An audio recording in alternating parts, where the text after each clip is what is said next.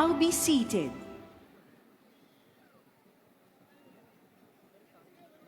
Good evening and welcome to the Tanook ni Ilokano 2023, the Festival of Festivals.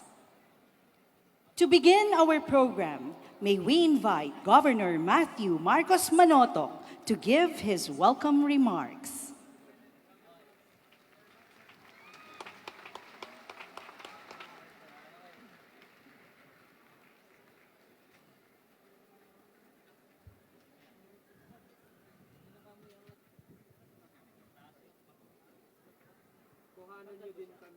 Justiagnina, Naimbag Rabi. Salamat po. Good evening po sa ating lahat. First and foremost, allow me to welcome home and greet our President Ferdinand E. Marcos Jr. Our Congressman Sandro Marcos, Congressman Angelo Marcos Barba, Vice Governor Cecilia Araneta Marcos, our Bocales, and of course, our dear DOT Secretary Cristina Frasco. My family who are here, my Kuya Borgie, Carla, and Bobo, Tita Ann Sesa, Tristan Sesa, and Christina Ku Sesa, Tita Chona Galvez, Consul Ren Fa Kiang, Gov Jerry Singson, Yusek Myra Abubakar, Yusek Shalimar Tamano, Yusek Earl Saavedra, DOT Region 1 Director Jeff Ortega, Director Ronald Canopio, Fe Abing Yu of PhilToa, Miss Patricia Chiong of PTAA, and Maria Margarita Nograles of TPB.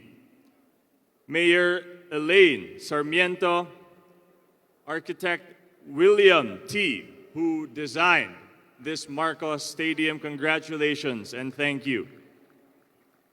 Our dear mayors, vice mayors, concejales, the different representatives from the national government agencies, heads of schools, colleges and universities, my PGIN family, our PNP led by PD Julius Suriben, and also Jolly Tagyam from the region, our Ilocos Norte Filipino-Chinese Chamber and Zonta Club, our partner companies and sponsors and investors, our tourism officers, Father Ian Rabago, our friends in the media, all of those from the 23 towns of Ilocos Norte, and to everyone watching here and at home and all over the world. The establishment of this Ferdinand E. Marcos Memorial Stadium dates back to the American period. Its concrete bleachers were constructed in 1964 and has been the premier venue in the province for hosting regional sports meets and events at large. In 2019, then Governor and now Senator Amy Marcos led the groundbreaking of the Big Three infrastructure projects, including this Marcos Stadium. In 2011, Senator Amy Marcos organized the first Tanook ni Ilokano, the Festival of Festivals, to bring together the province's 23 towns to showcase their festival dances in a one-night grand celebration of Ilocos Norte's history, faith, livelihood, and culture. In other words, thanks, Mom. Palakpakan po natin si Senadora Amy Marcos. Ilocos Norte, our home, is a little province of just over 600,000 people. We are popular for our natural attractions, cultural heritage, and frugal, but more importantly, hard-working people. We are a proud, unified people who have made our province into what it is now. Nabileg, naandur, ken natanok. A stronger, more resilient, and greater home. As we watch the performances of our 2 cities and 21 municipalities, let us take a moment to reflect on the beauty and significance of our festivals. Mga kwento ng pagsubok at tagumpay na alaala ng mga kaugilian natin hanggang ngayon. Tonight, you will witness how our home, this thin strip of arid land, bound by the Cordillera mountain range and the unpredictable coasts of the West Philippine Sea, has taught us to make the most out of our resources while preserving our environment.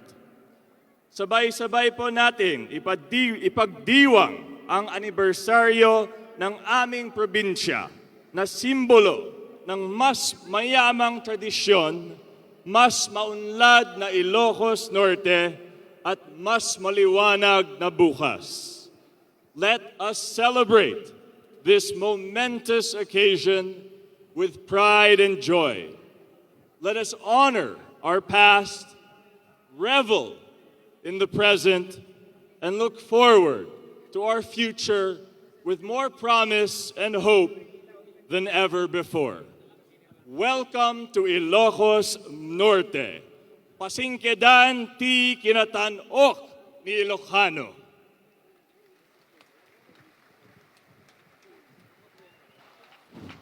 Thank you, Governor Manoto.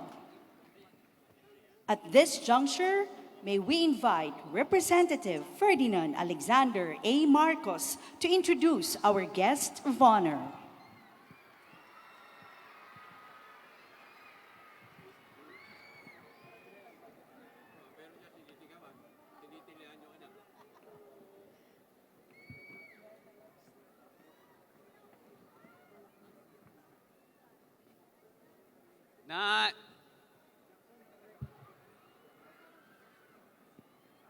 Medyo mataas-taas yung microphone dahil kay Gov.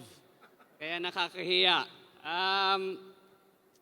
Unang-una, bago ko po ipakilala ang ating guest of honor na imbag nga rabi itay amin na po at Happy Tanok Festival po sa buong Ilocos Norte.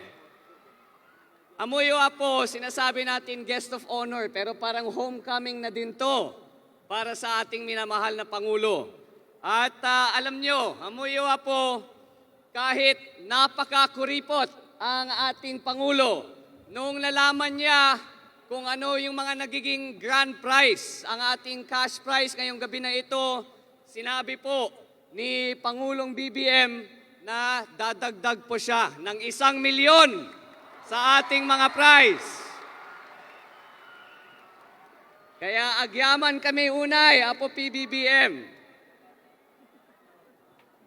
Pero kahit papano po, nais ko po ipakilala ang ating minamahal na Apo Lakay, gagayem, ken kakabsat, timay daydayaw, nga Presidente, iti Republika ti Pilipinas, President Ferdinand R. Marcos Jr.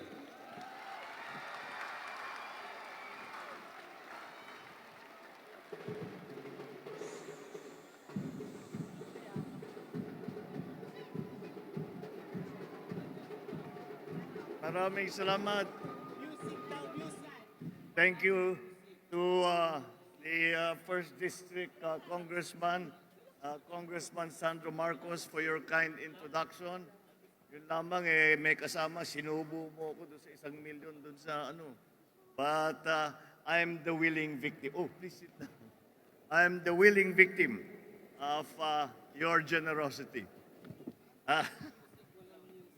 Andito po, kasama po natin ang ating kalihim, ang ating butihing Secretary of the Department of Tourism, Secretary Cristina Frasco.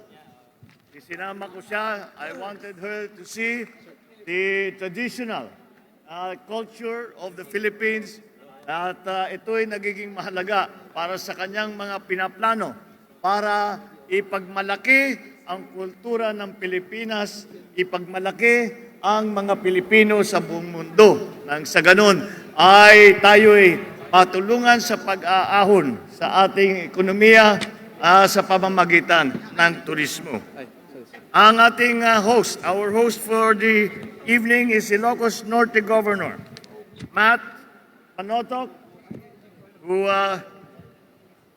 whose brainchild really this is. And I congratulate you for this wonderful achievement. Ilocos Norte Vice Governor Cecilia Marcos, LMP President Jeffrey Sagid, ang aking mga kasamahan sa pamahalaan, pong mayores, vice-mayores, konsehales,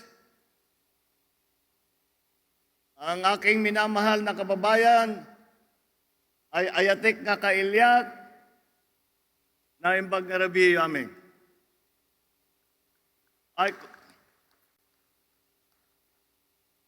I could not find a better time to come back to Ilocos Norte, but to join in celebrating the Tan-Ok ni Ilokano, the Festival of Festivals, to show off to the world the best that Ilocanos can offer. It is always with great pleasure that we see the different municipalities and cities of Ilocos Norte coming together in one grand event to showcase with pride, with vigor, our history and our cultural heritage. We must acknowledge the efforts of the local government units, ang ating mga iba't ibang bayan na nag-contribute dito sa ating makikita ngayong gabi. To the organizers, the event organizers, for bringing together the people, the visitors, and alike to partake in our abundance. In the past 3 years, we have been severely hit by the effects of the COVID-19 pandemic, forcing us to retreat into our homes to put our lives on hold. And yet, here we are today, holding our heads up high, ready to usher in a new era, not only for our province, but for the entire country as well. The darkest hours of the pandemic, we pray, are over. And now, we are ready to reclaim the time and opportunities we have lost for the last few years as we now emerge stronger than ever. Beyond today's revelry, this event is expected to stimulate economic activity and support Ilocano families by driving tourism industries, sustaining local livelihoods. The festival will put a spotlight on our local artists, small-scale workers who will display their skills for art and serve as a gateway to a rich and dynamic culture. I thus encourage you, our next generation of Ilocano artists, be proud of your identity. Integrate our rich customs and traditions into the art that you showcase. Let us share with our fellow Filipinos and the rest of the world the story of our roots in the upland indigenous communities and the vibrant communities of Ilocos, many of which have been crucial in molding us into what we are as a people today. Remember these roots with every idea and masterpiece that you create with your minds and hands. This year's festival is more special even, as we are here at the newly renovated Ferdinand E. Marcos Sr. Memorial Stadium. Named after my father, The stadium speaks well of the strength, the brilliance, the resilience of every Ilocano. I am certain that my father is now watching us proudly and to see how far we have fared as a people. I feel in my bones that we all share the same blood and patriotism that have allowed us to achieve these things together. On this note, my sincerest gratitude goes to all the people behind the stadium's rehabilitation. Agyamanak launay kada kayo kailyan, indeed this facility will become an iconic landmark that will not only showcase a design excellence, but also project our shared aspirations as a people. I assure you that the government's commitment to strengthen the domestic tourism industry remains a top priority, and Ilocos Norte will play a very large part of that. The number of visitor arrivals is recovering. It is my hope that by working together, we restore Ilocos' vibrancy in tourism to pre-pandemic levels and beyond. Our lines are always open to your fresh and innovative ideas to help propel the tourism sector further into the future. So as we commence this joyous occasion, let us hope that you will respond to this administration's call for participating in the rewarding but challenging tasks ahead. Let our spirits be ablaze with unity, and may the Almighty bless us for our journey towards a brighter, a better Ilocos for the present and for the future generations. Muli, maraming salamat po. Agbiag kayo amin. Diyos tagnina, naimbag ngarabiyo amin. Gagayem ken kakabsat, tiing ingunguten tayo nga ama iti daytoy apagilyan, President Ferdinand Bongbong Marcos Jr. Thank you, Mr. President.